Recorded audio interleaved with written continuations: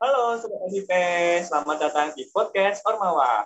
Nah, di sini saya izin memperkenalkan diri teman-teman. Perkenalkan, nama saya Bayu Aurobutro dari Program Studi Kebijakan Pendidikan Angkatan 2020. Di sini saya selaku moderator. Nah, di sini saya tidak sendiri nih teman-teman.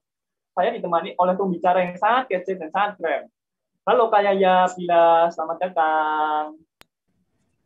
Halo Kak Bayu, terima kasih atas sambutannya ya. Halo juga teman-teman FIP, senang bertemu teman-teman semua. Oke, terima kasih Kak Yaya. Gimana kabarnya Kak Yaya? Alhamdulillah kabarnya sehat-sehat dan ya insya Allah semoga baik-baik saja di tengah-tengah kondisi seperti ini ya Kak ya. Oke, semoga ya Kak. Nah, sebelumnya nih Kak Yaya bisa memperkenalkan dirinya dong, meliputi nama, program studi, panggilan, terus semester, dan asal Ormawa maupun jabatan. Oke, sebelumnya perkenalkan nama saya Yahya Abdillah, biasa dipanggil Abid, dan saya berasal dari Prodi Bimbingan dan Konseling semester 3. Kemudian di sini saya mewakili Hima PPB atau Psikologi Pendidikan dan Bimbingan.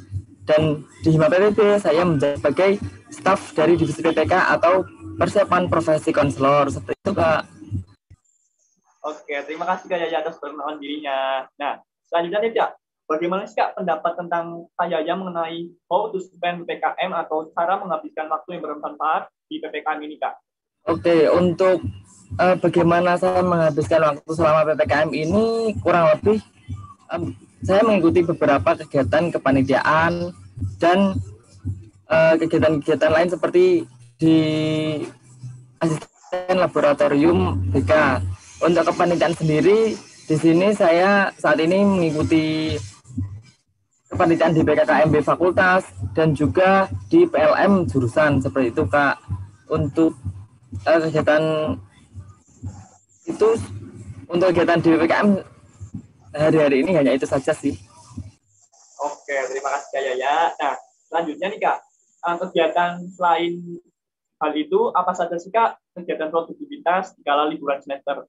Oke, untuk kegiatan produktivitas sendiri, selain mengikuti kepanitiaan dan kegiatan seperti ASLAB, saya juga belajar beberapa hal-hal baru seperti editing video, kemudian editing untuk membuat poster dan desain-desain seperti itu Kak.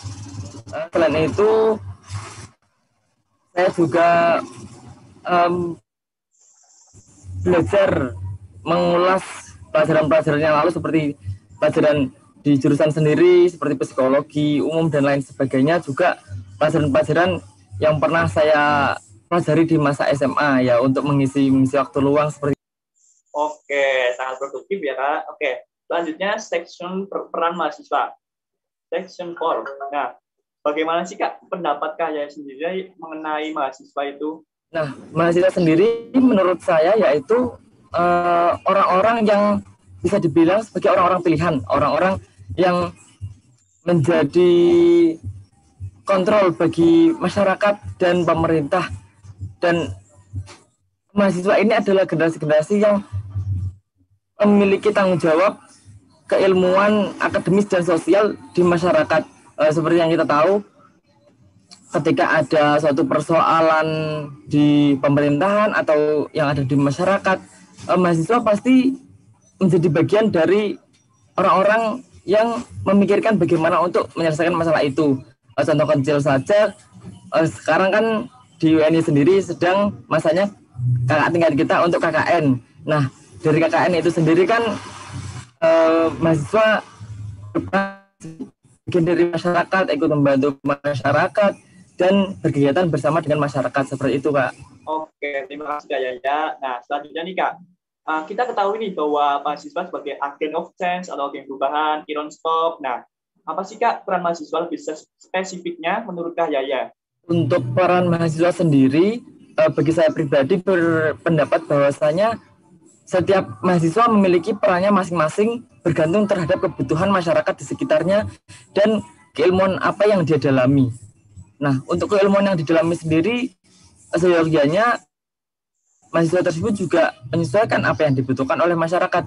Misal dari saya pribadi, di sini saya memiliki bidang keilmuan di BK atau selain berbidang di kependidikan juga di kesehatan mental.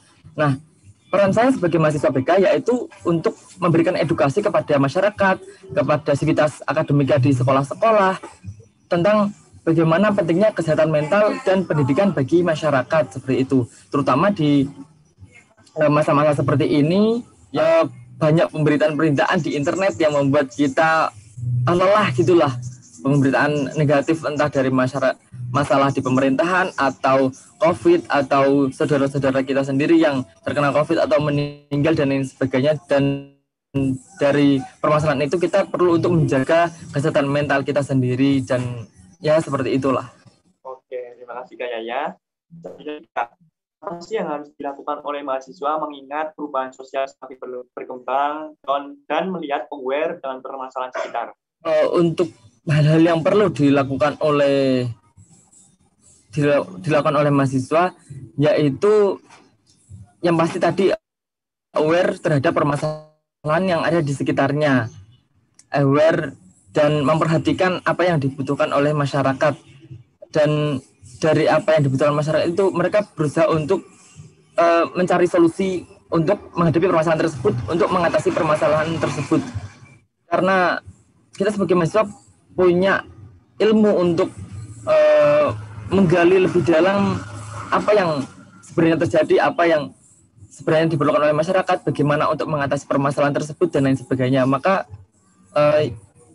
ya kita perlu melihat sekitar lah, melihat kanan kiri apa yang sebenarnya diperlukan oleh masyarakat dan sebisa mungkin kita untuk membantu menyelesaikan masalah tersebut.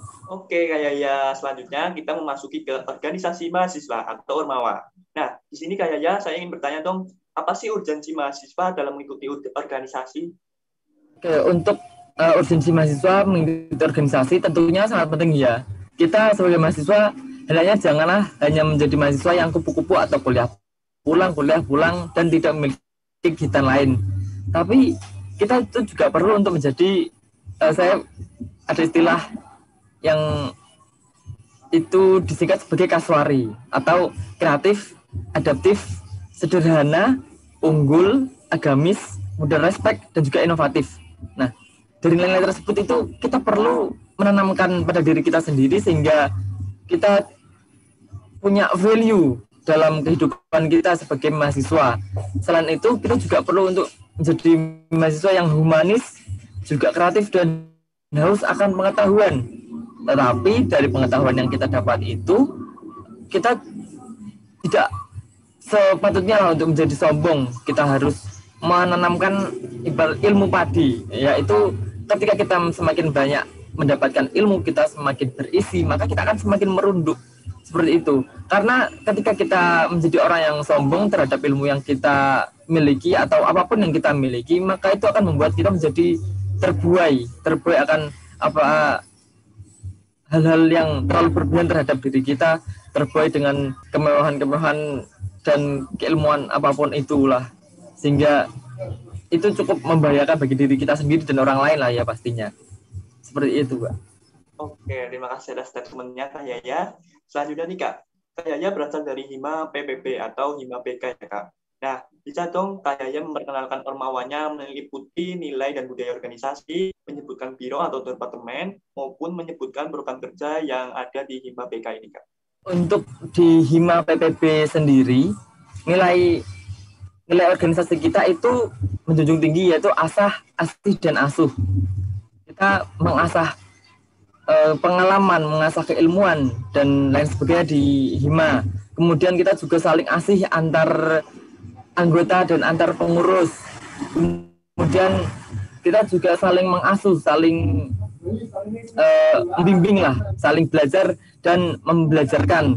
Kita di organisasi ini selalu mengedepankan empati, karena kita sama-sama mahasiswa, kita satu jurusan dan kita ibaratnya bisa dibilang keluarga lah di Hima ini, seperti itu.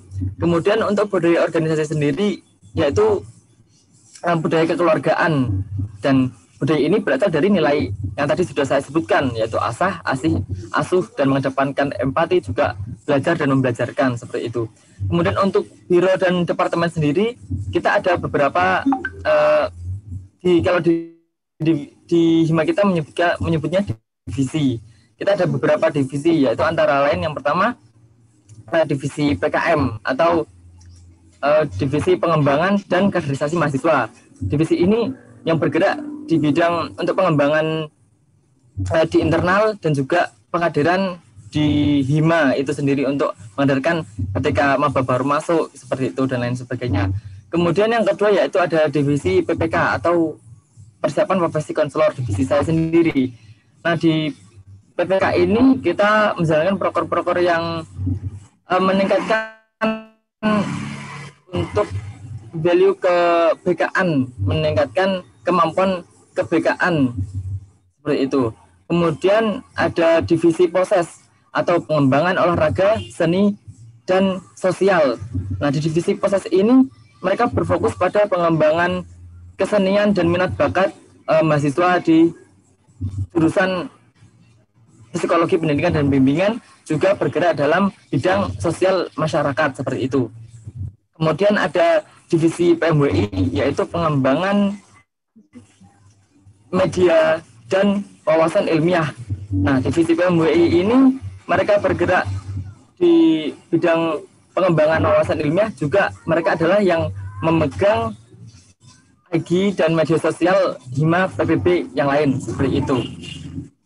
Kemudian ada juga yang pasti ada PH atau pengurus harian, yang di situ ada ketua, kemudian sekjen, dan juga sekretaris dan bendahara. Untuk proker-proker sendiri sebenarnya ada banyak ya. Mungkin di sini ada saya jelaskan beberapa proker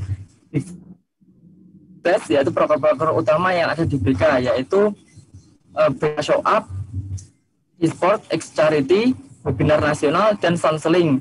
Adapun BK Show Up sendiri itu adalah proker yang di situ kita seperti KKN, kita mengabdi kepada masyarakat, kita membuat acara bersama masyarakat, dan di situ juga ada praktek untuk konseling dari mahasiswa BK yang dipraktekkan ke masyarakat, untuk masyarakat seperti itu. Kemudian untuk export X-Charity, di situ kita mengadakan lomba turnamen game online, dan di situ juga kita membuka amal atau charity untuk program amal seperti itu. Kemudian untuk webinar nasional sendiri, ya seperti yang kita tahu lah, webinar seperti biasa, kita di sana akan membawakan sebuah topik yang akan dibahas oleh ahli yang kita undang nantinya seperti itu.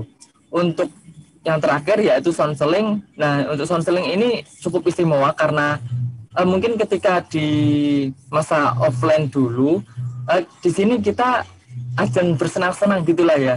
Kita selain mahasiswa juga diikuti oleh dosen-dosen, dan di situ kita ada acara senang-senang nyanyi bareng dengan dosen, dengan mahasiswa, dan juga acara-acara lain juga seperti itu.